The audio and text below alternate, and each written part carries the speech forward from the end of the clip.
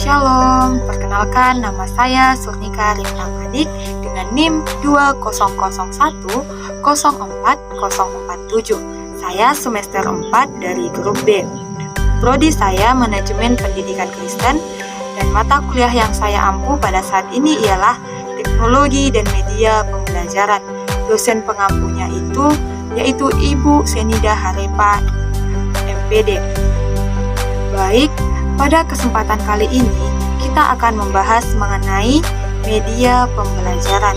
Sehingga adapun topik yang akan kita bahas pada kesempatan ini, yang pertama itu mengenai pengertian media pembelajaran, yang kedua macam-macam media pembelajaran, dan yang ketiga itu fungsi media pembelajaran, dan yang terakhir atau yang keempat itu manfaat media pembelajaran. Baik, untuk yang pertama ini kita akan membahas mengenai pengertian media pembelajaran. Kata media ini berasal dari dua kata, yaitu kata media dan pembelajaran, di mana kata media ini berasal dari bahasa Latin yang merupakan bentuk jamak dari medium. Secara harfiah berarti perantara atau pengantar.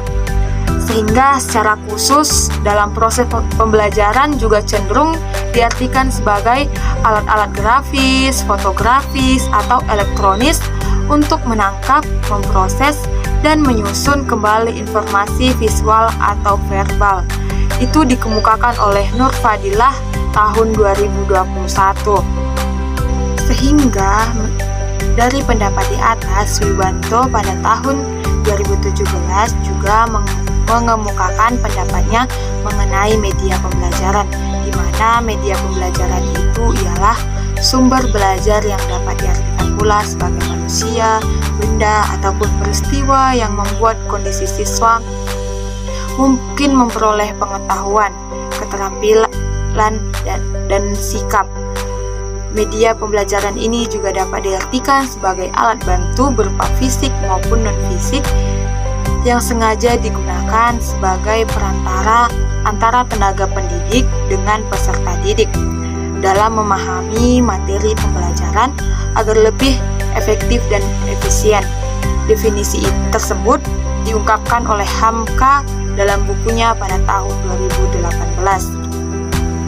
Sehingga dapat pula disimpulkan bahwa media pembelajaran ialah segala sesuatu yang dapat digunakan seorang tenaga pendidik untuk menyalurkan pesan atau bahan pelajaran sehingga dapat merangsang perhatian, minat, pikiran, dan perasaan peserta didik dalam kegiatan belajar.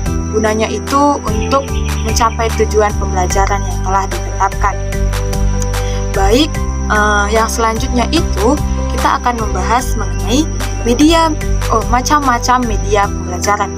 Macam-macam media pembelajaran ini pada umumnya ada tiga. Yang pertama, media visual, media audio, dan media audiovisual. Dalam media visual ini ialah media yang hanya dapat dilihat dan di dalamnya terdapat unsur-unsur berupa bentuk, garis, dan tekstur.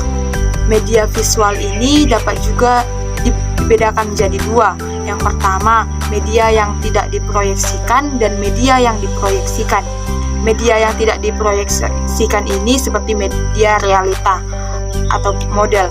Seperti tumbuh-tumbuhan, itu kan media yang realita, tidak perlu diproyeksikan. Dan yang kedua itu media yang diproyeksikan, seperti bingkai film atau slide PowerPoint. Dan yang kedua itu media audio. Media audio adalah media yang hanya dapat didengar isi pesan. Media ini diterima melalui indera dan pendengaran atau telinga. Contohnya itu seperti radio. Radio kan hanya bisa kita dengar, kita tidak melihat apa yang disampaikan itu. Jadi yang ketiga itu media audiovisual. Media ini ialah kombinasi dari visual dan audio, sehingga kita bisa mendengar dan melihat secara bersamaan. Seperti contohnya itu seperti televisi dan film bersuara. Nah, untuk pembahasan selanjutnya itu kita membahas mengenai fungsi media pembelajaran. fungsi media pembelajaran ini dibedakan menjadi 4. Yang pertama itu fungsi retensi, yang kedua fungsi efektif, dan yang ketiga itu fungsi kognitif, dan yang keempat itu fungsi kompensatoris, di mana fungsi retensi ini ialah untuk menarik perhatian siswa agar semakin berkonsentrasi dan memusatkan perhatiannya pada isi materi atau isi pelajaran yang disampaikan oleh pendidik. Nah, yang kedua ini fungsi efektif. Fungsi efektif ini ialah mengenai kenyamanan siswa ketika belajar atau membaca. Dengan adanya media pembelajaran, siswa pasti akan nyaman ketika dalam pembelajaran berlangsung.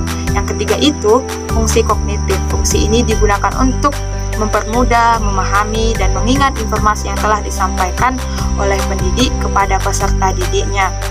Yang keempat ini ialah fungsi kompensatoris, di mana fungsi ini digunakan untuk mengakomodasi atau membantu siswa yang lemah dan lambat dalam menerima pelajaran yang disampaikan secara verbal. Karena kan terkadang ada siswa yang terlalu sulit memahami jika hanya dijelaskan, tapi tidak ada media pembelajarannya. Sehingga itu ada 4 fungsi yang media pembelajaran.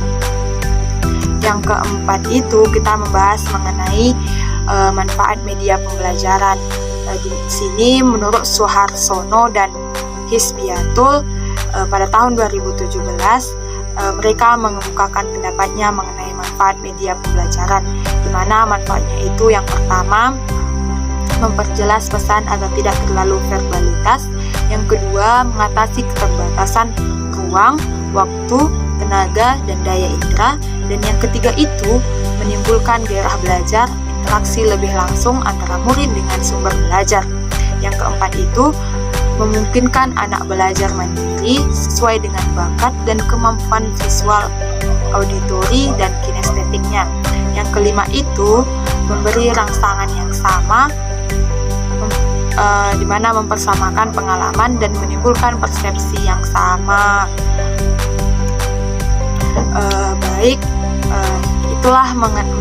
Itulah pembahasan kita mengenai media pembelajaran, sehingga dapat disimpulkan bahwa media pembelajaran itu sangat penting agar pendidik tidak hanya monoton menjelaskan, sehingga diperlukan juga media pembelajaran agar peserta didik itu lebih memusatkan perhatiannya pada pembelajaran tersebut dan akan lebih cepat memahami materi yang telah disampaikan oleh seorang pendidik. Jadi sekian pembahasan kita pada hari ini, yaitu mengenai media pembelajaran, dan topik-topiknya itu mengenai pengertian, fungsi, manfaat, dan macam-macam media pembelajaran. Baik, sekian dan terima kasih. Shalom. Semoga bermanfaat.